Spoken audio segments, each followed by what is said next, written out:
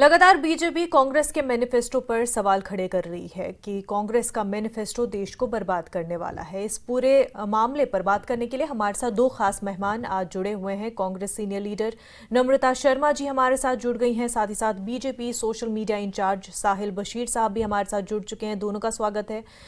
सबसे पहले साहिल साहब, आपसे ही जानना चाहूंगी कि लगातार कांग्रेस के मैनिफेस्टो पर आपकी पार्टी हमलावर है और पीएम मोदी का भी ये कहना है कि ये जो मैनिफेस्टो है इसमें इस तरह की बातें कही गई हैं कि जैसे कि लोगों से उनकी प्रॉपर्टीज छीनी जाएंगी, मुसलमानों को जो है में बांटी जाएंगी, और इस तरह के बयान और इस तरह के सवाल जो है कांग्रेस के मैनिफेस्टो पर उठाए जा रहे हैं। इनका बेसिस क्या है वो आपसे जानना चाहूंगी, क्योंकि ये माना जा रहा है कि इस तरह की बातें तो कांग्रेस के मैनिफेस्टो में लिखी ही नहीं है। साहिल साहब।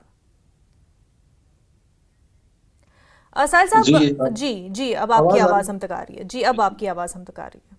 देखिए, ये एक तो मैं सीधे सीधे बता दूं कि जो हमारे प्रधानमंत्री श्री नरेंद्र मोदी जी ने कहा है, उन्होंने स्पेसिफिकली जो मैनिफेस्टो में इनके पॉइंट्स हैं उनको एक जिसको बोलते हैं, जो हमारा बिल्कुल एक राइट बनता है कि उसमें अगर कोई नुक्ताचीनी है तो उसको इलॉबरेट करके हम लोग बता दें, उसको दिखा दें, जनता के सामने रखें। और जहां तक कांग्रेस की बात आप कर रही हैं कि कांग्रेस के जो भी आरोप हैं, तो कांग्रेस का हमेशा से यही एक चीज रहा है, जब से उनकी साख जो है पूरे भारत में खत्म हो चुकी है, और जब से वो वापस आने की कोशिश में सिर्फ यही बहाने और इल्जामात की कोशिश में रहते हैं कि कहां से कोशिश करें कि कहीं ना कहीं पे कुछ रियॉट्स हो, कुछ नहीं, गड़बड़ी हो। कांग्रेस इल्जाम नहीं लगा रही है, बीजेपी अभी इल्जाम लगा रही है, सवाल उठा रही है कांग्रेस के मैनिफेस्टो पे। आपने कहा कि जो अगर नुक्ताचीनी कहीं पर हो, जो पॉइंट्स हो वो रेज करने चाहिए। मैं वो पॉइंट्स जानना चाह रही हूँ कि कौन से कांग्रेस के मैनिफेस्टो में है। जो पॉइंट्स कांग्रेस के मैनिफेस्टो में हैं, जो इल्जामात हम लगा रहे हैं, जो हम लोग बता रहे हैं कि ये उन्होंने जो लोगों को बताया है, खासतौर देखिए, मैं एक उदाहरण के तौर पे आपको बताऊंगा कि जैसे इन्होंने SC ST OBC का उदाहरण दिया है, तो हमने क्लियर कट बताया है कि अगर ऐसा कुछ भारतीय जनता पार्टी का कोई विषय होता तो पिछले 10 सालों में उन्होंने किया होता। लेकिन उस पे भी एक और जो है आरोपों की बौछार होती है कांग्रेस की तरफ से। लेकिन कांग्रेस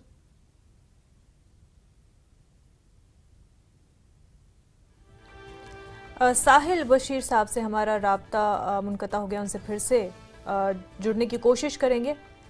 नम्रता जी, तब तक आप हमें बता दें कि ये जो सवाल खड़े किए जा रहे हैं कि प्रॉपर्टी बांटी जाएंगी, आपके जो निजी प्रॉपर्टी है, घर में पड़ा बाजरा हो तो चाहे दीवारें हो, उनका भी जो है सर्वे किया जाएगा, आपसे छीन के दूसरों में बांटी जाएंगी।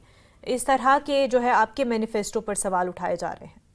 देखिए, मेरे हाथ में आज भी हमारा मैनिफेस्टो है। हम चैलेंज के साथ कहते हैं कि हमारे इस मैनिफेस्टो में कहीं भी इस तरह की कोई बात हो तो वो लेके आए। देखिए, ये बौखलाहट 190 सीटों पे जो चुनाव हो गए, उस रिजल्ट के उनका जो रुझान आने लगा है, उसके बाद प्रधानमंत्री जी की जो जुबान है वो लड़खड़ाने लगी है और वो घबराए हुए नजर आ रहे हैं। मैं आपका इंटरव्यू इससे पहले देख रही थी, जिस तरह से लगातार झूठ के बाद झूठ, और वो तो कहते हैं कि झूठ बोलो, लगातार झूठ बोलो, फिर से झूठ बोलो, तो वही झूठ बोलो वाली बात है। और ये झूठ की पुलिंदा है भारतीय जनता पार्टी। तो जिस तरह से भ्रम फैलाने का काम भारतीय जनता पार्टी ने किया, देखिए कितना दुखद है और कितना अनफॉर्चुनेट है कि 10 वर्ष इस देश के प्रधानमंत्री रहने के बाद भी उनको अपनी गिनती करवाने के लिए कि हमने क्या किया, बेरोजगारी खत्म करने के लिए हमने क्या किया, जो हमने रोजगार का वादा किया था कि 2 करोड़ हर वर्ष देंगे, उस पे हमने क्या किया, 15 लाख हर एक के खाते में आने की बात की थी, टास्क फोर्स बना के ठीक है, वो तो काला धन अपने लाने की अपने बात की वादों थी। के बारे में बहरहाल बात नहीं कर रहे हैं, लेकिन आप पर सवाल देखिए कर रहे हैं कि आप आप मैं मुसलमान तबके को ओबीसी में जोड़ रहे हैं, ओबीसी को बर्बाद कर रहे हैं, और मुसलमानों का पहला हक है रिसोर्सेज पर इस तरह की बातें कर रहे हैं। तो ये क्या आपके मैनिफेस्टो में, इसको क्लियर कर दीजिए। देखिए मुनज़्ज़ा जी, हमारे मैनिफेस्टो में लिखा है कि हम सोशो इकोनॉमिकल एक सर्वे करवाएंगे, जिसके आधार पे कि किसकी कितनी नुमाइंदगी है, चाहे वो राजनीतिक नुमाइंदगी हो, चाहे वो सरकार के अंदर हो, और वो हमने किसी विशेष समुदाय की बात नहीं की है, उसमें हमने हर एक समुदाय को लिया है। और जो उच्च समाज के लोग हैं, जैसे ब्राह्मण समाज के और हमारे राजपूत समाज के भी, उनके लिए भी कहा है कि उनमें भी जो गरीब लोग हैं उनकी भागीदारी कितनी और कितनी होनी चाहिए, उसके ऊपर काम किया जाएगा। तो मुझे लगता है ये तो एक बहुत एक हिस्टोरिक हमारा जो डॉक्यूमेंट है, जिसको हम अपना मैनिफेस्टो इस बार 2024 का लेके आए, जिसकी तारीफ देश में ही नहीं विदेश के अंदर भी हुई। नम्रता जी, आप न्याय पत्र को जिस तरह से हिस्टोरिक, जो कि कांग्रेस का मैनिफेस्टो, उसको हिस्टोरिक कह रही हैं, पीएम मोदी कह रहे हैं कि मजहब के नाम पर इस तरह की सियासत की जा रही है, लोगों को धोखा दिया जा रहा है, जबकि मजहब के नाम पर आरक्षण देना ये हमारे संविधान के खिलाफ है, ये अंबेडकर के उसूलों के खिलाफ है। उस पर आप क्या कहेंगी? उसी संविधान में लिखा था कि चुनाव के दौरान ये जो भाषा है, ये शैली बिगड़नी नहीं चाहिए। कहीं भी किसी समुदाय का नाम लेके आप वोट मांगने नहीं जा सकते। लेकिन एक भी इलेक्शन कमीशन से भी एक भी समन हमारे प्रधानमंत्री जी को नहीं आया, जो उन्होंने एक समुदाय को घुसपैठिया कह दिया। तो मुझे लगता है कि अपने आप एक शर्मनाक बयान है, जिसपे माफी मांगनी चाहिए प्रधानमंत्री को। और ये कह रहे हैं कि महिलाओं के जेवर 55 वर्ष तक इस देश के साथ इस देश पे कांग्रेस ने लोगों की सरकार बना के दी, और कहां किसी का कोई संपत्ति और धन छीना गया। लेकिन एक भ्रम की जो इनकी ध्रुवीकरण की राजनीति है, होता तो ये है कि हम अपने मैनिफेस्टो पे बात करते हैं, पर हम साधुवाद करना चाहते हैं प्रधानमंत्री का, जितना चर्चित उन्होंने हमारे मैनिफेस्टो को किया और लोगों के घर घर तक पहुंचाने का काम किया।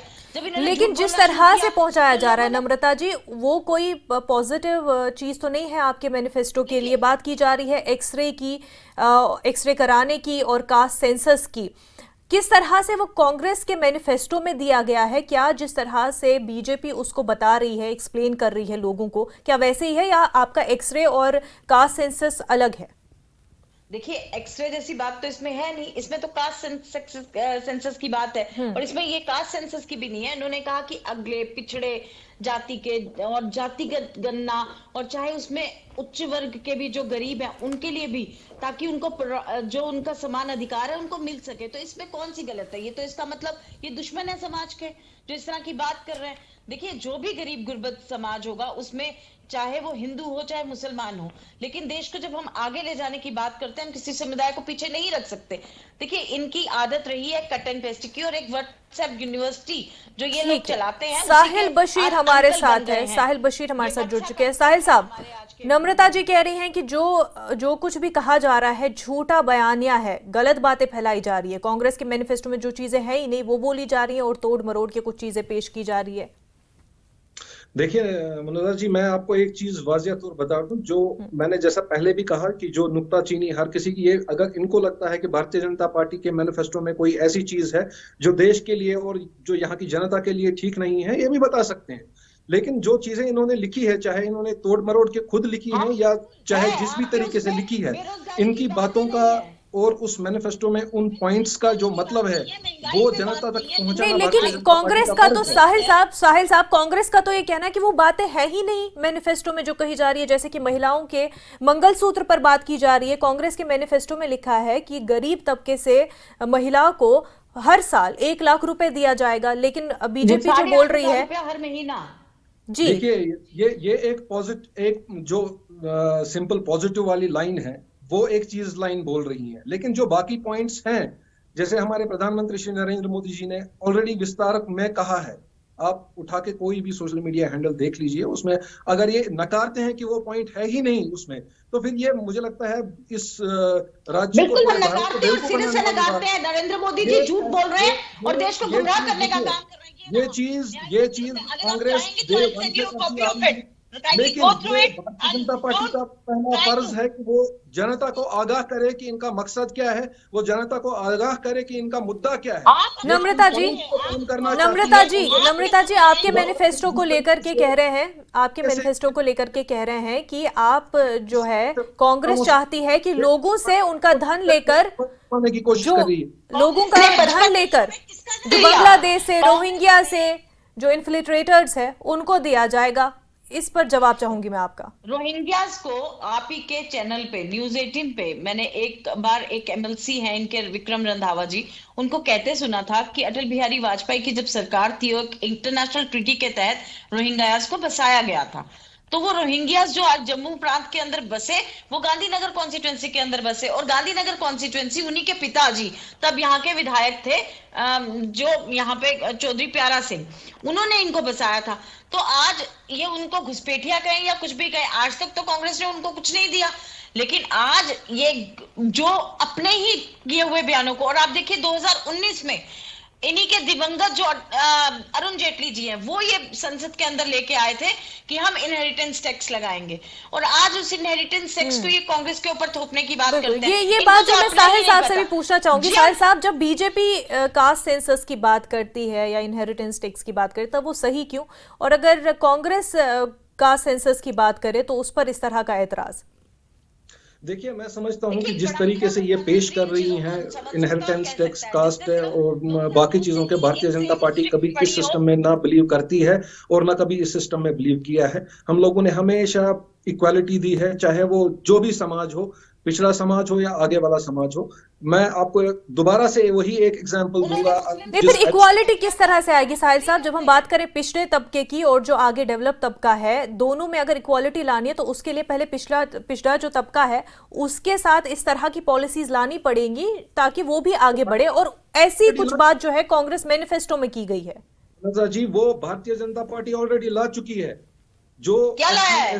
SC ST OBC समाज के लिए जो हमारी पॉलिसीज हैं, जो उनको दिया गया है, जो उनका हक था, पिछले 70 सालों में उनको नहीं मिला। जो 50% आबादी नहीं है, सेंसस की जरूरत क्या थी? लेकिन सेंसस तो तब किया जाता है ना, कौन सा तबका ज्यादा है, कौन सा कम है। महिला तो आज दोबारा से महिला सशक्तिकरण बिल तो अपना सकते थे, लेकिन आपने सिर्फ लोगों को गुमराह किया, और अपने एक पार्लियामेंट को जो उद्घाटन करना था उसको एक इवेंट शो बनाना था, इसके लिए वो बिल भी लेके आए। तो आपने तमाम मजाक बनाया, चाहे महिलाओं का, चाहे युवाओं का, चाहे अगड़ों का, चाहे पिछड़ों का, चाहे हिंदुओं का, चाहे मुसलमानों का। आपकी राजनीति सिर्फ हिंदू मुसलमान पे आके टक गई है। हाँ, साहिल बशीर साहब, ये बार बार बीजेपी पर इल्जाम लगाया जा रहा है कि लगातार जो है हिंदू मुस्लिम का नाम लेकर ही फिर से इस इलेक्शन में वोट बांटने की कोशिश कर रहा है बीजेपी। हिस्ट्री विटनेस है, हिस्ट्री आप उठा के देख लीजिए। जो भी हिंदू मुस्लिम आज तक हुआ है इन 70 सालों में, वो कांग्रेस की सरकार में हुआ है, कांग्रेस की राज्य में हुआ है। भारतीय जनता पार्टी के राज्य में कभी ऐसा हिंदू मुस्लिम का सिस्टम नहीं हुआ है। और जहां पर भी तो साहिल साहब, जो बीजेपी पर आपकी ओपोजिशन पार्टियां जो सवाल कर रही है आप पर कि आप डराने की सियासत कर रहे हैं, एक मेजॉरिटी तबके को डराया जा रहा है और उसी नाम पर सियासत की जा रही है, उस पर क्या कहेंगे? देखिए, मैं फिर से वही कहूंगा कि पिछले 10 सालों में जो भारतीय जनता पार्टी ने पूरे देश में डिलीवर किया है, उसमें कहीं एक जगह आप बताइए जहां पर भारतीय जनता पार्टी ने कांग्रेस की तरह कोई गुंडागर्दी की है। कांग्रेस हमेशा से जो फेल होती आई है, और जो भारतीय जनता पार्टी ने सिर्फ 9 साल में करके दिखाया, जो कांग्रेस 70 साल में नहीं कर पाई, वही बौखलाहट कांग्रेस के पास इस वक्त इल्जाम तराशी कराने के लिए, रियॉट्स कराने के लिए, दंगा फसाद कराने के अलावा नहीं। देखिए साहिल बशीर साहब, इल्जाम तो अभी बीजेपी की तरफ से आ रहे हैं। नम्रता जी, राहुल गांधी के जो हम बयान सुन रहे हैं, अभी कैंपेनिंग चल रही है और इसमें ये बार बार कहा जा रहा है कि इंस्टीट्यूशंस को बचाना है, डर का माहौल है, तो क्या एग्जैक्टली क्योंकि बीजेपी जो है, अभी साहिल बशीर को भी आप सुन रहे थे कि 10 साल सुनहरे साल रहे हैं, इतनी तरक्की की है, किसी तरह का कोई दंगा फसाद नहीं हुआ है, तो किस डर की बात कर रही है कांग्रेस? देखिए, अभी भी एनकाउंटर जम्मू के अंदर रियासी में चल रहा है, उधमपुर कॉन्स्टिट्यूएंसी के अंदर, बसंतगढ़ के अंदर। किस दंगे फसाद और किस टेररिज्म को खत्म करने की बात करती हैं? डिमोनेटाइजेशन आई तो गरीब लोगों को, तमाम महिलाओं को, सबको, बुजुर्गों को इन्होंने अपनी लाके खड़ा कर दिया, कि बैंकों में खड़ा कर दिया, लाइनों में खड़ा कर दिया। हमारी महिलाओं के खातों में तब इन्होंने डाका डाला जिसने अपनी बचत बचा के रखी थी कि मैं अपनी बेटी की शादी करूंगी, कुछ अपना करूंगी, लेकिन उस पे डाका किसने डाला, उसकी गुल्लक किसने तोड़ी? इन्हीं नरेंद्र मोदी जी ने। आज ये जो मंगलसूत्र की बात करते हैं, प्रियंका जी ने बिल्कुल ठीक कहा कि मेरी माँ ने तो अपना मंगलसूत्र बलिदान किया है इस देश के लिए। इंदिरा जी ने अपना सोना गिरवी रख दिया जब हमारे यहाँ पे वॉर हुई। तो हमारी जमात जो है वो क्रांतिकारियों की कांग्रेस जमात है, ये फ्रीडम फाइटर्स की जमात है। ये तो वो रहे जो उस टाइम भाजपा वाले, उस वक्त तो भाजपा का नाम नहीं था, लेकिन जो इनके लोग थे, जो इनके लीडर्स थे, सावरकर जैसे, वो तो उस वक्त अंग्रेजों के मुखबिर थे।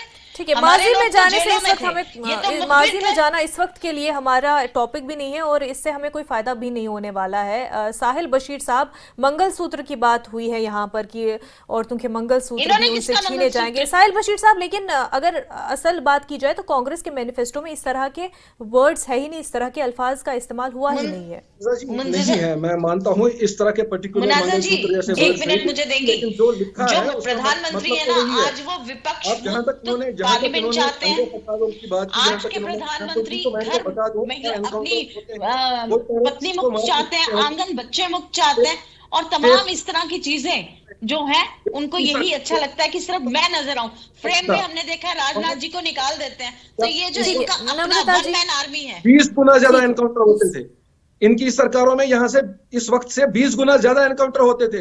और उस वक्त क्यों से पैसेज उनको मिलता था? इनकी सरकारों में उस वक्त से पैसेज मिलता था। इनकी सरकारों में इनके प्रधानमंत्री यहाँ के सेपरेटिस्ट लीडर्स से मिलते थे, उनके साथ कॉन्स्पिरेसीज करते थे। क्या भारतीय जनता पार्टी का ये आप इल्जाम लगाओगे आज कि हमने यहाँ पे ग्राउंड जीरो पे टेररिज्म को ऑल आउट किया है, वीड आउट किया है? Heads off to security forces, मैं खाली भारतीय जनता पार्टी की बात नहीं करता हूं, इसमें हमारे सिक्योरिटी फोर्सेस का काफी अच्छा रोल रहा है। लेकिन सत्यपाल मलिक पॉलिसी जी जो ने नीतियां गंभीर जो आरोप बनती लगाए हैं हैं आपकी वो पार्टी सरकार से बनती है। इनकी सरकारें, इनके प्रधानमंत्री, इनकी सरकारें हमारे सेपरेटिस्ट को यहाँ के हुर्रियत के लीडरों के साथ मिलते थे, उनके साथ खाना खाते थे, उनके साथ रोटियां खाते थे। ठीक है, यहाँ जम्मू पे कश्मीर में कैसे सूरत हाल है? और लेकिन सच ये भी है कि अभी भी टारगेट किलिंग्स हो रही हैं, अभी भी एनकाउंटर्स हो रहे हैं। बहरहाल सुधार जो है ऑन ग्राउंड अगर देखा जाए प्रोटेस्ट के हवाले से और दीगर चीजों को लेकर के, वो तो देखने को मिला है, पर यह भी सच है कि किलिंग्स का सिलसिला अभी भी जारी है। नम्रता जी, बात मैनिफेस्टो की कर रहे हैं, मेरा एक सवाल आपसे ये है कि जब आपके मैनिफेस्टो पर इस तरह के सवाल किए जा रहे हैं तो ये बता दें कि कांग्रेस सड़कों पर लोगों के साथ क्यों नहीं उतर रही है?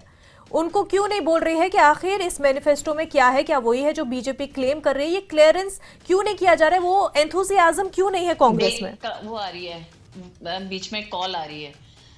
मैं आज मुनाजा जी आपसे ये बताना चाहती हूँ कि चुनाव के मुहाने पे देश खड़ा है इस वक्त। लगातार जिस तरह से हमारे आयोजन किए जा रहे हैं, विभिन्न हमारी जो पॉलिटिकल रैलीज हो रही है, उसमें लोग खुद बढ़ चढ़ कर आ रहे हैं। और इस दौरान जब हम लोगों से मिल रहे हैं तो हमने देखा कि व्यापारी वर्ग भी आज डरा हुआ है।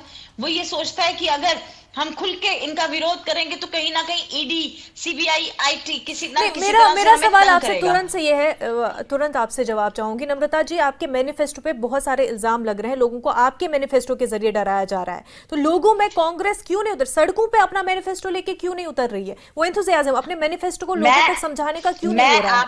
मैं आपको ये बता रही हूँ, ये सबसे लोकप्रिय और चर्चित मैनिफेस्टो है। हमने अपनी तमाम रैलीज में जब इसको लेके गए, पीपल अप्रिशिएटेड इट, और people appreciated it at par.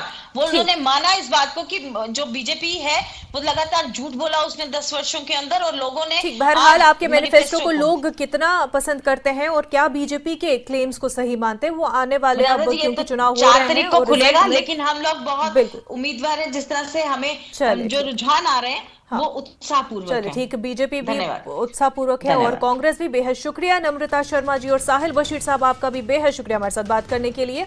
JK live में फिलहाल इतना ही। आप बने रहे न्यूज़ 18 जम्मू कश्मीर लद्दाख हिमाचल के साथ।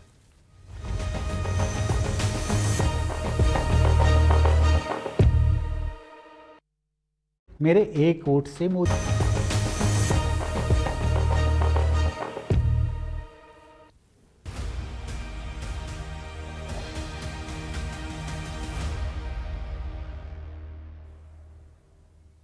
जेके लाइव के साथ मैं हूं मुनज़्ज़ा शाह। न्यूज़ 18 के group editor in chief Rahul Joshi को दिए गए एक इंटरव्यू में पीएम मोदी ने कहा कि कांग्रेस के मैनिफेस्टो पर मुस्लिम लीग की छाप है। पीएम मोदी ने कहा कि एससी एसटी रिजर्वेशन पर भी कांग्रेस की तलवार लटकी हुई है। कांग्रेस ओबीसी लोगों का जीना मुश्किल कर देगी। पीएम ने कहा कि क्या उन्हें देश के लोगों को कांग्रेस के मंसूबे से आगाह नहीं करना चाहिए? आपने जो है राजस्थान में एक रैली में एक कांग्रेस के मैनिफेस्टो पर एक डायरेक्ट अटैक किया। आपने ये तक कहा कि इनका एक स्कीम है जिससे कि ये वेल्थ डिस्ट्रीब्यूट करना चाहते हैं, ये पता लगाना चाहते हैं किसके पास कितनी जमा पूंजी है, किसके पास कितना पैसा है, किसके पास कितना सोना है, सिल्वर है, चांदी है, और उसको वो मुसलमानों में और घुसपैठियों में बांट देना चाहते हैं। क्या ये थ्रेट इतना रियल है? क्या आपको ऐसा दिखता है? कांग्रेस का जहाँ तक मैनिफेस्टो है कोई मुझे बताए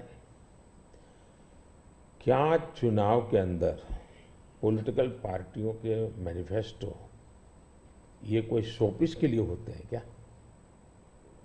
सचमुच में तो मीडिया का काम है कि हर एक पॉलिटिकल पार्टी के मैनिफेस्टो की बारीकी से जांच पड़ताल करे। मैं इंतजार कर रहा था कि मीडिया करे।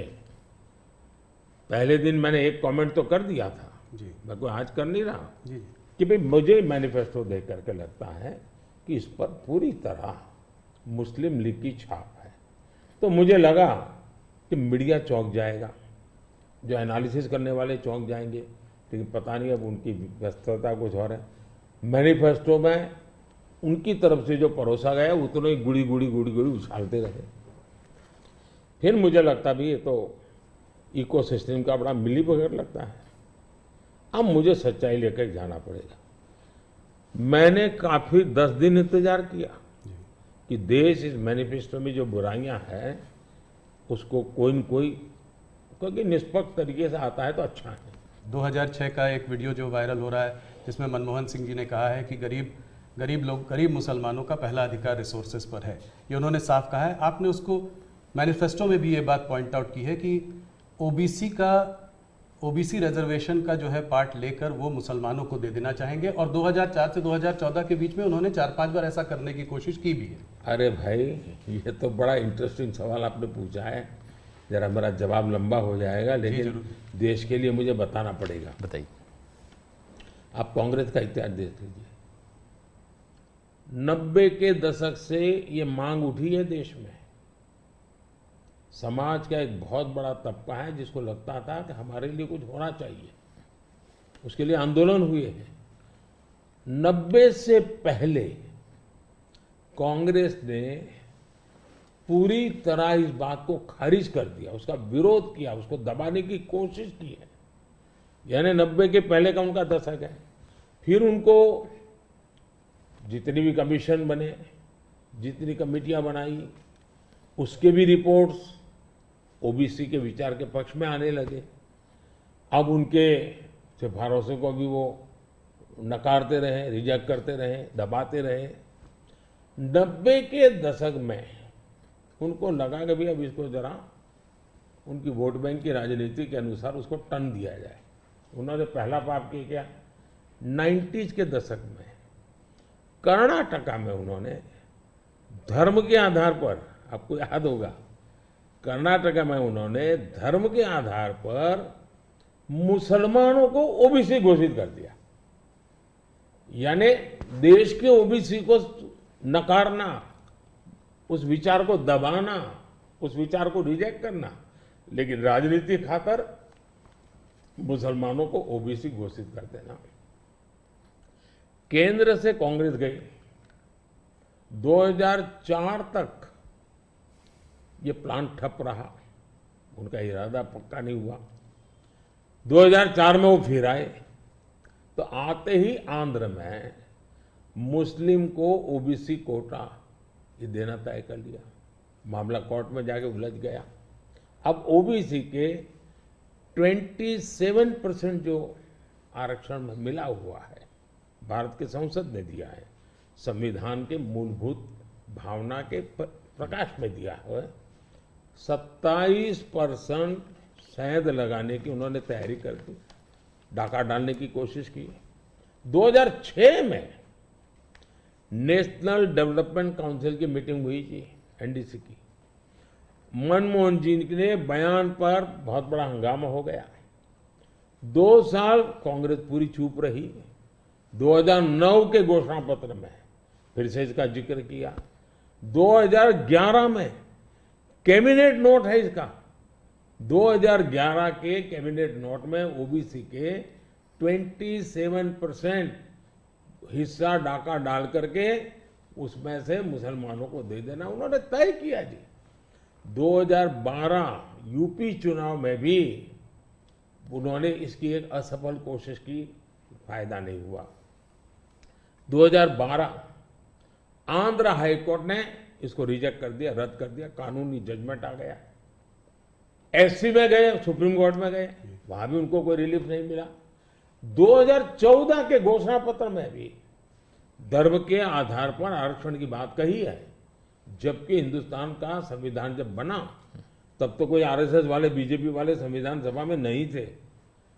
बाबा साहब आम्बेडकर जैसे लोग बैठे थे, पंडित नेहरू जैसे बैठे थे, सरदार वल्लभ भाई बैठे थे, देश के कई महापुरुष बैठे थे।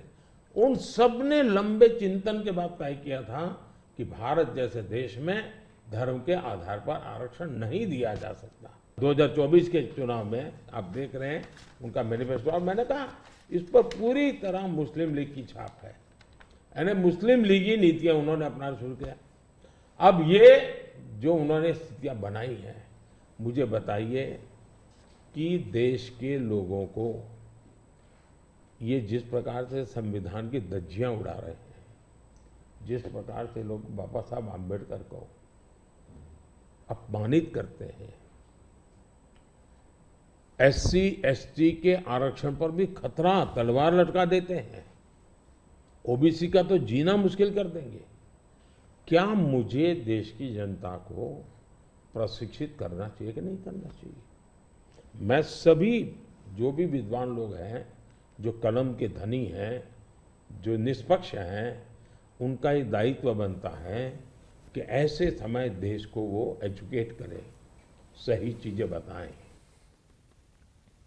इंटरव्यू में पीएम मोदी ने कहा कि कर्नाटका के लोग कांग्रेस को हुकूमत में लाकर पछता रहे हैं।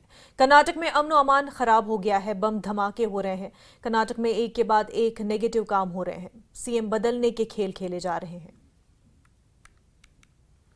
Regarding the guarantee schemes, in Karnataka, Congress promised 5 guarantees, and they, after coming to power, they delivered that one. They, as per their promise, they are delivering that one. Now, whereas in BJP is more, in the last election, you lost there, only 66 seats you were able to win there, BJP able to win there. Now again, Yediyurappa जी का leadership और उसका बेटा का leadership में ज़्यादा focus हो रहा है। इसका वजह से थोड़ा सा बीजेपी के अंदर भी कुछ लोग नाराज भी है उधर। वो एक्चुअली आपका मन में कर्नाटका में अभी बीजेपी कितना सीट जीत सकते हैं, क्या है आपका? नंबर 1, यस, कर्नाटका की जनता पश्चाताप कर रही है कि हमने इतनी बड़ी गलती कर दी, इनको बिठा दिया। तो जन समर्थन हमारा कम नहीं हुआ है, जन समर्थन हमारा बढ़ा है, लेकिन इन्होंने इतने ही कम समय में सीएम कौन, अभी भी वो बात सेटल नहीं हुई है। शपथ हुआ है सीएम का, लेकिन सेटल नहीं हुआ है। अपने आप को सीएम मानने वाले लोग बहुत है उसमें। अब कानून व्यवस्था देखिए, चरमरा गई है, बम ब्लास्ट हो रहे हैं, हत्याएं हो रही हैं, आर्थिक स्थिति पूरी तरह कंगालियत की स्थिति में है। वादे तो बड़े बड़े कर दिए उन्होंने, और फिर टैग लगाए, ऐसा होगा तो ये मिलेगा, वैसा होगा तो नहीं मिलेगा। मतलब आप जनता के साथ धोखा भी कर रहे हो। जब हमने कहा कि भाई हम इन लोगों को आयुष्मान कार्ड देंगे, मतलब देंगे, फिर इफ्स एंड बट लगा करके उसमें बेईमानी नहीं करनी चाहिए। अभी जब हमने कहा कि हम 70 साल से ऊपर के किसी भी वर्ग के व्यक्ति होंगे, इनको आयुष्मान कार्ड देंगे, मतलब देंगे।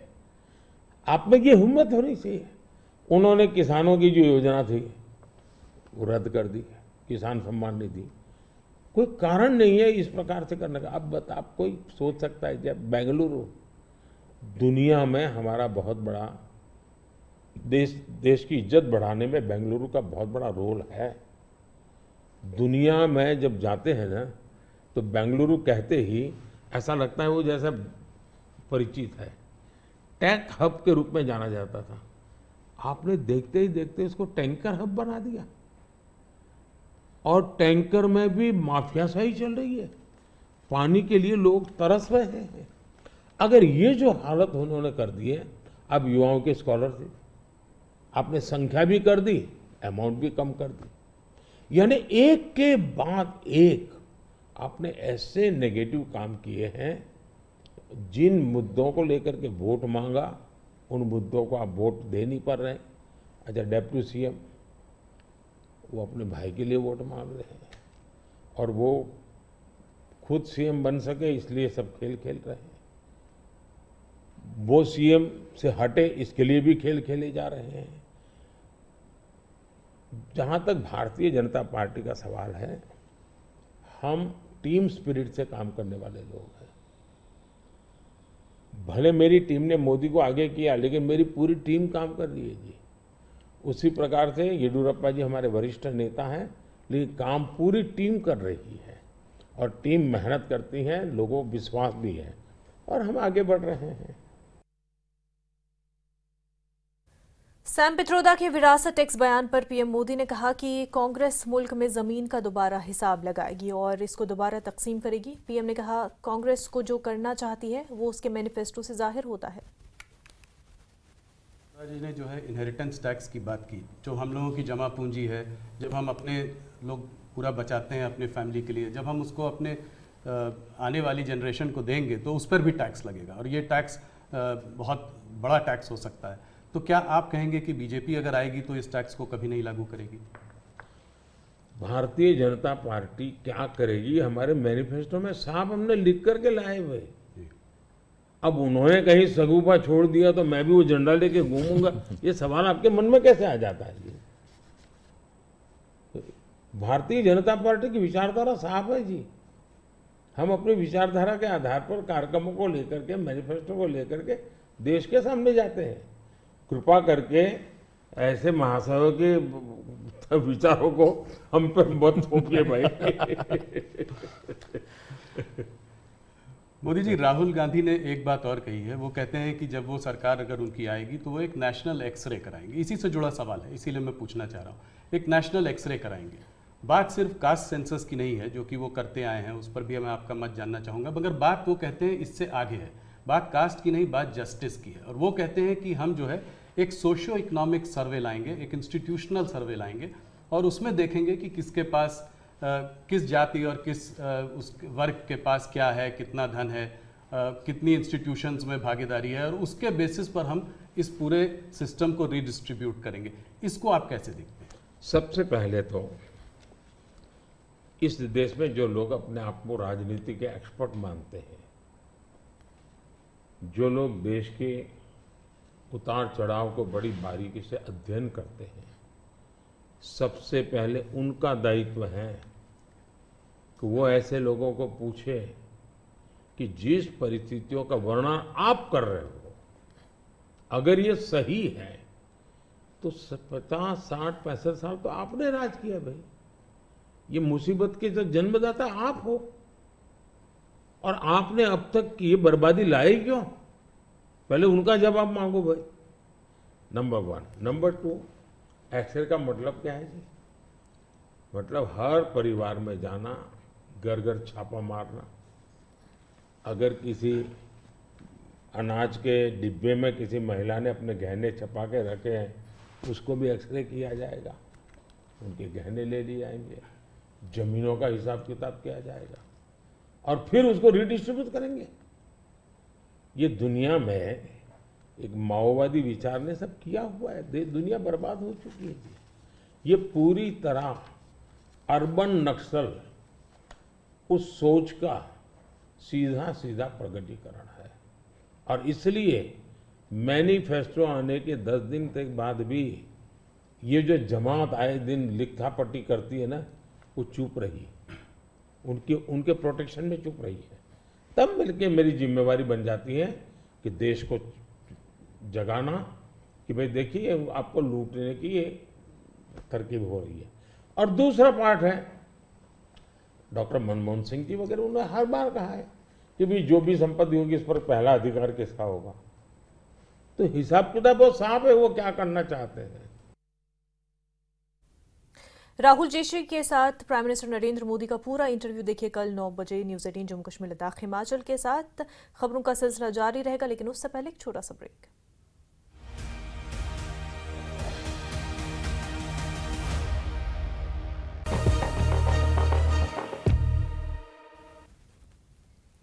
लगातार बीजेपी कांग्रेस के मैनिफेस्टो पर सवाल खड़े कर रही है कि कांग्रेस का मैनिफेस्टो देश को बर्बाद करने वाला है। इस पूरे मामले पर बात करने के लिए हमारे साथ दो खास मेहमान आज जुड़े हुए हैं। कांग्रेस सीनियर लीडर नम्रता शर्मा जी हमारे साथ जुड़ गई हैं, साथ ही साथ बीजेपी सोशल मीडिया इंचार्ज साहिल बशीर साहब भी हमारे साथ जुड़ चुके हैं। दोनों का स्वागत है। सबसे पहले साहिल साहब, आपसे ही जानना चाहूंगी कि लगातार कांग्रेस के मैनिफेस्टो पर आपकी पार्टी हमलावर है और पीएम मोदी का भी ये कहना है कि ये जो मैनिफेस्टो है इसमें इस तरह की बातें कही गई हैं कि जैसे कि लोगों से उनकी प्रॉपर्टीज छीनी जाएंगी, मुसलमानों को जो है में बांटी जाएंगी, और इस तरह की बयान और इस तरह के सवाल जो है कांग्रेस के मैनिफेस्टो पर उठाए जा रहे हैं। इनका बेसिस क्या है वो आपसे जानना चाहूंगी, क्योंकि ये माना जा रहा है कि इस तरह की बातें तो कांग्रेस के मैनिफेस्टो में लिखी ही नहीं है। साहिल साहब, साहिल साहब जी, अब आपकी आवाज हम तक आ रही है। जी, अब आपकी आवाज हम तक आ रही है। देखिए, ये एक तो मैं सीधे सीधे बता दूं कि जो हमारे प्रधानमंत्री श्री नरेंद्र मोदी जी ने कहा है, उन्होंने स्पेसिफिकली जो मैनिफेस्टो में इनके पॉइंट्स हैं उनको एक जिसको बोलते हैं, जो हमारा बिल्कुल एक राइट बनता है कि उसमें अगर कोई नुक्ताचीनी है तो उसको एलॉबरेट करके हम लोग बता दें, उसको दिखा दें, जनता के सामने रखें। और जहां तक कांग्रेस की बात आप कर रही हैं कि कांग्रेस के जो भी आरोप हैं, तो कांग्रेस का हमेशा से यही एक चीज रहा है, जब से उनकी साख जो है पूरे भारत में खत्म हो चुकी है, और जब से वो वापस आने की कोशिश में सिर्फ यही बहाने और इल्जामात की कोशिश में रहते हैं कि कहां से कोशिश करें कि कहीं ना कहीं पे कुछ रियॉट्स हो, कुछ गड़बड़ी हो। कांग्रेस इल्जाम नहीं लगा रही है, बीजेपी अभी इल्जाम लगा रही है, सवाल उठा रही है कांग्रेस के मैनिफेस्टो पे। आपने कहा कि जो अगर नुक्ताचीनी कहीं पर हो, जो पॉइंट्स हो वो रेज करने चाहिए। मैं वो पॉइंट्स जानना चाह रही हूँ कि कौन से कांग्रेस के मैनिफेस्टो में है। जो पॉइंट्स कांग्रेस के मैनिफेस्टो में हैं, जो इल्जामात हम लगा रहे हैं, जो हम लोग बता रहे हैं कि ये उन्होंने जो लोगों को बताया है, खासतौर देखिए, मैं एक उदाहरण के तौर पे आपको बताऊंगा कि जैसे इन्होंने SC ST OBC का उदाहरण दिया है, तो हमने क्लियर कट बताया है कि अगर ऐसा कुछ भारतीय जनता पार्टी का कोई विषय होता तो पिछले 10 सालों में उन्होंने किया होता। लेकिन उस पे भी एक और जो है आरोपों की बौछार होती है कांग्रेस की तरफ से। लेकिन कांग्रेस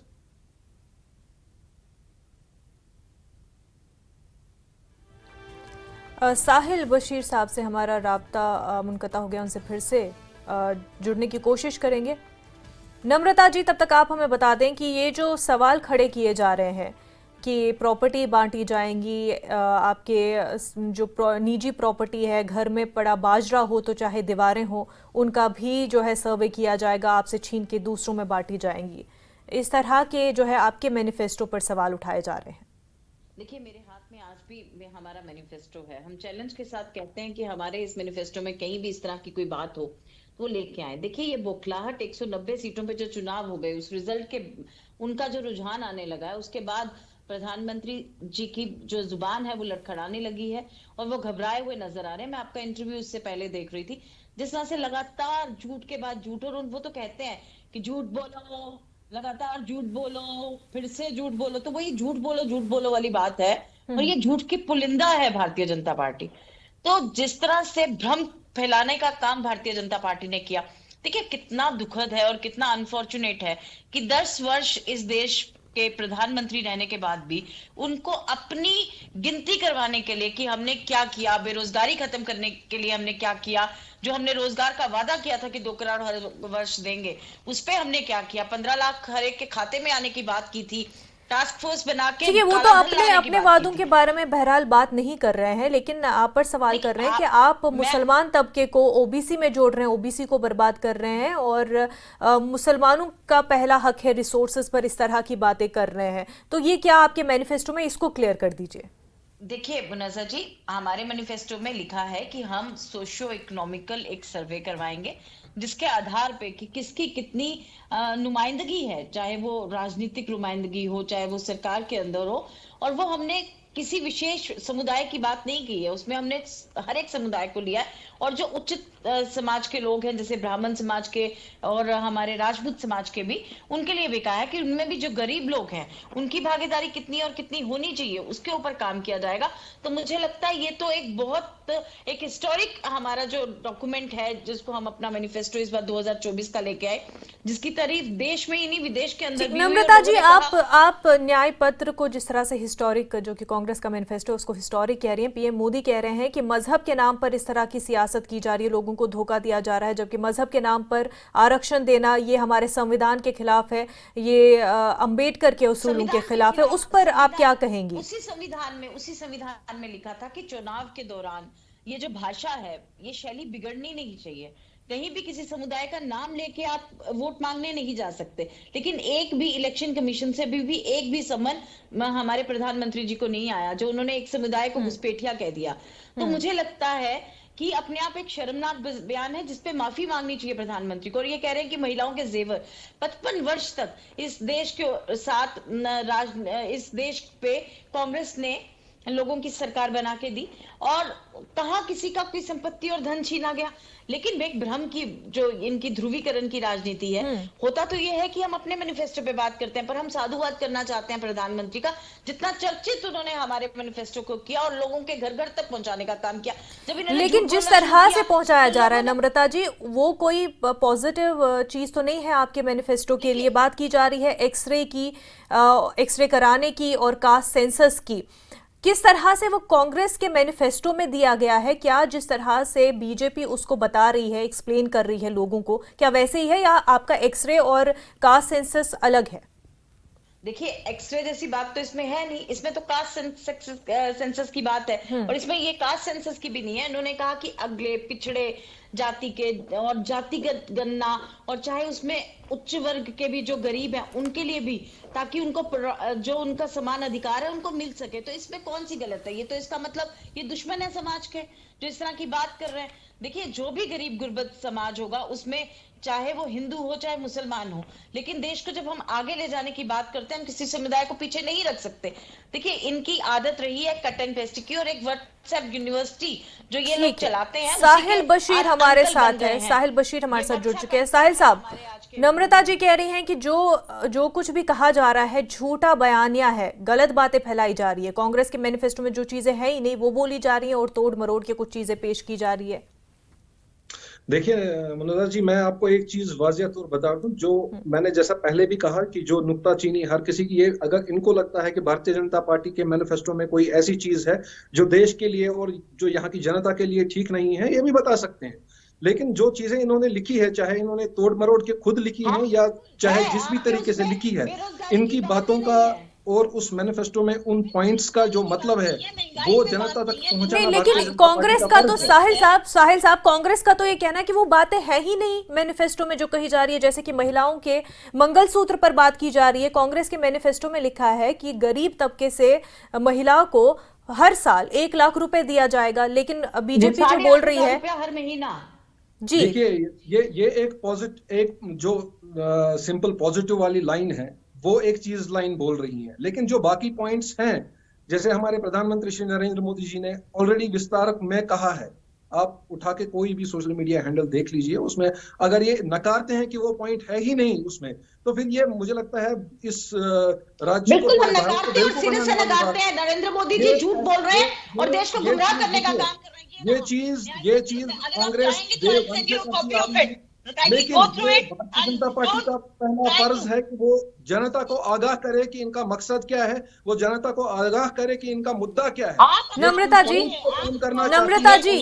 जी आपके मैनिफेस्टो को लेकर के कह रहे हैं, आपके मैनिफेस्टो को लेकर के कह रहे हैं कि आप जो है कांग्रेस चाहती है कि लोगों से उनका धन लेकर, की कोशिश कर रही है, लोगों का धन लेकर जो बांग्लादेश से, रोहिंग्या से जो इन्फिल्ट्रेटर्स है उनको दिया जाएगा। इस पर जवाब चाहूंगी मैं आपका। रोहिंग्यास को आप ही के चैनल पे न्यूज 18 पे मैंने एक बार एक एमएलसी हैं इनके विक्रम रंधावा जी, उनको कहते सुना था कि अटल बिहारी वाजपेयी की जब सरकार थी और इंटरनेशनल ट्रीटी के तहत रोहिंग्यास को बसाया गया था। तो वो रोहिंग्यास जो आज जम्मू प्रांत के अंदर बसे, वो गांधीनगर कॉन्स्टिट्यूएंसी के अंदर बसे, और गांधीनगर कॉन्स्टिट्यूएंसी उन्हीं के पिताजी तब यहाँ के विधायक थे, जो यहाँ पे चौधरी प्यारा सिंह, उन्होंने इनको बसाया था। तो आज ये उनको घुसपैठिया कहें या कुछ भी कहें, आज तक तो कांग्रेस ने उनको कुछ नहीं दिया, लेकिन आज ये जो अपने ही किए हुए बयानों को, और आप देखिए 2019 में इन्हीं के दिवंगत जो अरुण जेटली जी हैं, वो ये संसद के अंदर लेके आए थे कि हम इनहेरिटेंस टैक्स लगाएंगे, और आज उस इनहेरिटेंस टैक्स को ये कांग्रेस के ऊपर थोपने की बात करते हैं। ये बात जो मैं साहिल साहब से भी पूछना चाहूंगी। साहिल साहब, जब बीजेपी कास्ट सेंसस की बात करती है या इनहेरिटेंस टैक्स की बात करती है, तब वो सही क्यों, और अगर कांग्रेस कास्ट सेंसस की बात करे तो उस पर इस तरह का एतराज? देखिए, मैं समझता हूँ कि जिस तरीके से ये पेश कर रही हैं इनहेरिटेंस टैक्स, कास्ट और बाकी चीजों के, भारतीय जनता पार्टी कभी इस सिस्टम में ना बिलीव करती है और ना कभी इस सिस्टम में बिलीव किया है। हम लोगों ने हमेशा इक्वालिटी दी है, चाहे वो जो भी समाज हो, पिछड़ा समाज हो या आगे वाला समाज हो। मैं आपको दोबारा से वही एक एग्जांपल दूंगा। नहीं, फिर इक्वालिटी किस तरह से आएगी साहिल साहब? जब हम बात करें पिछड़े तबके की और जो आगे डेवलप तबका है, दोनों में अगर इक्वालिटी लानी है तो उसके लिए पहले पिछड़ा जो तबका है उसके साथ इस तरह की पॉलिसीज लानी पड़ेंगी ताकि वो भी आगे बढ़े, और ऐसी कुछ बात जो है कांग्रेस मैनिफेस्टो में की गई है। नज़ा जी, वो भारतीय जनता पार्टी ऑलरेडी ला चुकी है। जो क्या लाया है? SC ST OBC समाज के लिए जो हमारी पॉलिसीज हैं, जो उनको दिया गया है, उनका हक था, उनको नहीं मिला। जो 50% आबादी नहीं है, सेंसस की जरूरत क्या थी? लेकिन सेंसस तो तब किया जाता है ना, कौन सा तबका ज्यादा है, कौन सा कम है। महिला तो आज दोबारा से महिला सशक्तिकरण बिल तो आप ला सकते थे, लेकिन आपने सिर्फ लोगों को गुमराह किया, और अपने एक पार्लियामेंट को जो उद्घाटन करना था उसको एक इवेंट शो बनाना था, इसके लिए वो बिल भी लेके आए। तो आपने तमाम मजाक बनाया, चाहे महिलाओं का, चाहे युवाओं का, चाहे अगड़ों का, चाहे पिछड़ों का, चाहे हिंदुओं का, चाहे मुसलमानों का। आपकी राजनीति सिर्फ हिंदू मुसलमान पे आके टक गई है। हाँ, साहिल बशीर साहब, ये बार बार बीजेपी पर इल्जाम लगाया जा रहा है कि लगातार जो है हिंदू मुस्लिम का नाम लेकर ही फिर से इस इलेक्शन में वोट बांटने की कोशिश कर रहा है बीजेपी। हिस्ट्री विटनेस है, हिस्ट्री आप उठा के देख लीजिए। जो भी हिंदू मुस्लिम आज तक हुआ है इन 70 सालों में, वो कांग्रेस की सरकार में हुआ है, कांग्रेस की राज्य में हुआ है। भारतीय जनता पार्टी के राज्य में कभी ऐसा हिंदू मुस्लिम का सिस्टम नहीं हुआ है। और जहां पर भी तो साहिल साहब, जो बीजेपी पर आपकी ओपोजिशन पार्टियां जो सवाल कर रही है आप पर कि आप डराने की सियासत कर रहे हैं, एक मेजॉरिटी तबके को डराया जा रहा है और उसी नाम पर सियासत की जा रही है, उस पर क्या कहेंगे? देखिए, मैं फिर से वही कहूंगा कि पिछले 10 सालों में जो भारतीय जनता पार्टी ने पूरे देश में डिलीवर किया है, उसमें कहीं एक जगह आप बताइए जहां पर भारतीय जनता पार्टी ने कांग्रेस की तरह कोई गुंडागर्दी की है। कांग्रेस हमेशा से जो फेल होती आई है, और जो भारतीय जनता पार्टी ने सिर्फ 9 साल में करके दिखाया, जो कांग्रेस 70 साल में नहीं कर पाई, वही बौखलाहट कांग्रेस के पास इस वक्त इल्जाम तराशी कराने के लिए, रियॉट्स कराने के लिए, दंगा फसाद कराने के अलावा। नहीं, देखिए साहिल बशीर साहब, इल्जाम तो अभी बीजेपी की तरफ से आ रहे हैं। नम्रता जी, राहुल गांधी के जो हम बयान सुन रहे हैं, अभी कैंपेनिंग चल रही है और इसमें ये बार बार कहा जा रहा है कि इंस्टीट्यूशंस को बचाना है, डर का माहौल है, तो क्या एग्जैक्टली क्योंकि बीजेपी जो है, अभी साहिल बशीर को भी आप सुन रहे थे कि 10 साल सुनहरे साल रहे हैं, इतनी तरक्की की है, किसी तरह का कोई दंगा फसाद नहीं हुआ है, तो किस डर की बात कर रही है कांग्रेस? देखिए, अभी भी एनकाउंटर जम्मू के अंदर रियासी में चल रहा है, उधमपुर कॉन्स्टिट्यूंसी के अंदर, बसंतगढ़ के अंदर। किस दंगे फसाद और किस टेररिज्म को खत्म करने की बात करती हैं? डिमोनेटाइजेशन आई तो गरीब लोगों को, तमाम महिलाओं को, सबको, बुजुर्गों को इन्होंने अपनी लाके खड़ा कर दिया, कि बैंकों में खड़ा कर दिया, लाइनों में खड़ा कर दिया। हमारी महिलाओं के खातों में तब इन्होंने डाका डाला जिसने अपनी बचत बचा के रखी थी कि मैं अपनी बेटी की शादी करूंगी, कुछ अपना करूंगी, लेकिन उस पे डाका किसने डाला, उसकी गुल्लक किसने तोड़ी? इन्हीं नरेंद्र मोदी जी ने। आज ये जो मंगलसूत्र की बात करते हैं, प्रियंका जी ने बिल्कुल ठीक कहा कि मेरी माँ ने तो अपना मंगलसूत्र बलिदान किया है इस देश के लिए। इंदिरा जी ने अपना सोना गिरवी रख दिया जब हमारे यहाँ पे वॉर हुई। तो हमारी जमात जो है वो क्रांतिकारियों की कांग्रेस जमात है, ये फ्रीडम फाइटर्स की जमात है। ये तो वो रहे जो उस टाइम भाजपा वाले, उस वक्त तो भाजपा का नाम नहीं था, लेकिन जो इनके लोग थे, जो इनके लीडर्स थे सावरकर जैसे, वो तो उस वक्त अंग्रेजों के मुखबिर थे। ठीक है, माजी में जाने से इस वक्त हमें माजी में जाना इस वक्त के लिए हमारा टॉपिक भी नहीं है और इससे हमें कोई फायदा भी नहीं होने वाला है। साहिल बशीर साहब, मंगलसूत्र की बात हुई है यहाँ पर कि औरतों के मंगलसूत्र भी उनसे छीने जाएंगे। साहिल बशीर साहब, लेकिन अगर असल बात की जाए तो कांग्रेस के मैनिफेस्टो में इस तरह के वर्ड्स है ही नहीं, इस तरह के अल्फाज का इस्तेमाल हुआ ही नहीं है। नहीं है, मैं मानता हूँ इस तरह के पर्टिकुलर मंगलसूत्र जैसे एक मिनट मुझे देंगे, जो प्रधानमंत्री है ना आज वो विपक्ष पार्लियामेंट चाहते हैं, आज के प्रधानमंत्री घर अपनी पत्नी मुक्त चाहते हैं, आंगन बच्चे मुक्त चाहते हैं, और तमाम इस तरह की चीजें जो है उनको यही अच्छा लगता है कि सिर्फ मैं नजर आऊं फ्रेम में। हमने देखा है राजनाथ जी को निकाल देते हैं, तो ये जो इनका अपना वन मैन आर्मी है। 20 गुना ज्यादा एनकाउंटर होते थे इनकी सरकारों में, यहाँ से इस वक्त से 20 गुना ज्यादा एनकाउंटर होते थे। और उस वक्त क्यों से पैसेज इनको मिलता था? इनकी सरकारों में उस वक्त से पैसेज मिलता था। इनकी सरकारों में इनके प्रधानमंत्री यहाँ के सेपरेटिस्ट लीडर्स से मिलते थे, उनके साथ कॉन्स्पिरेसीज करते थे। क्या भारतीय जनता पार्टी का ये आप इल्जाम लगाओगे आज कि हमने यहाँ पे ग्राउंड जीरो पे टेररिज्म को ऑल आउट किया है, वीड आउट किया है? Heads of the security forces, मैं खाली भारतीय जनता पार्टी की बात नहीं करता हूं, इसमें हमारे सिक्योरिटी फोर्सेस का काफी अच्छा रोल रहा है, लेकिन पॉलिसी जो नीतियां जो बनती है वो सरकार से बनती है। इनकी सरकारें, इनके प्रधानमंत्री, इनकी सरकारें हमारे सेपरेटिस्ट को यहाँ के हुर्रियत के लीडरों के साथ मिलते थे, उनके साथ खाना खाते थे, उनके साथ रोटियां। ठीक है, जम्मू कश्मीर में कैसे सूरत हाल है? और लेकिन सच ये भी है कि अभी भी टारगेट किलिंग्स हो रही हैं, अभी भी एनकाउंटर्स हो रहे हैं। बहरहाल सुधार जो है ऑन ग्राउंड अगर देखा जाए प्रोटेस्ट के हवाले से और दीगर चीजों को लेकर के, वो तो देखने को मिला है, पर यह भी सच है कि किलिंग्स का सिलसिला अभी भी जारी है। नम्रता जी, बात मैनिफेस्टो की कर रहे हैं, मेरा एक सवाल आपसे ये है कि जब आपके मैनिफेस्टो पर इस तरह के सवाल किए जा रहे हैं तो ये बता दें कि कांग्रेस सड़कों पर लोगों के साथ क्यों नहीं उतर रही है? उनको क्यों नहीं बोल रही है कि आखिर इस मैनिफेस्टो में क्या है? क्या वही है जो बीजेपी क्लेम कर रही है? ये क्लियरेंस क्यों नहीं किया जा रहा है? वो एंथुसियाज्म क्यों नहीं है कांग्रेस में? वो आ रही है, बीच में कॉल आ रही है। मैं आज मुनाजा जी आपसे ये बताना चाहती हूँ कि चुनाव के मुहाने पे देश खड़ा है। इस वक्त लगातार जिस तरह से हमारे आयोजन किए जा रहे हैं, विभिन्न हमारी जो पॉलिटिकल रैलीज हो रही है उसमें लोग खुद बढ़ चढ़ कर आ रहे हैं, और इस दौरान जब हम लोगों से मिल रहे हैं तो हमने देखा कि व्यापारी वर्ग भी आज डरा हुआ है। वो ये सोचता है कि अगर हम खुल के इनका विरोध करेंगे तो कहीं ना कहीं ईडी, सीबीआई, आईटी किसी ना किसी मेरा सवाल आपसे तुरंत से ये है, तुरंत आपसे जवाब चाहूंगी। नम्रता जी, आपके मैनिफेस्टो पे बहुत सारे इल्जाम लग रहे हैं, लोगों को आपके मैनिफेस्टो के जरिए डराया जा रहा है, तो लोगों में कांग्रेस क्यों नहीं उतर, सड़कों पे अपना मैनिफेस्टो लेके क्यों नहीं उतर रही है? वो एंथुसियाज्म अपने मैनिफेस्टो को लोगों तक समझाने का क्यों नहीं हो रहा है? मैं आपको ये बता रही हूँ, ये सबसे लोकप्रिय और चर्चित मैनिफेस्टो है। हमने अपनी तमाम रैलीज में जब इसको लेके गए, पीपल अप्रिशिएटेड इट, और पीपल अप्रिशिएटेड इट पार।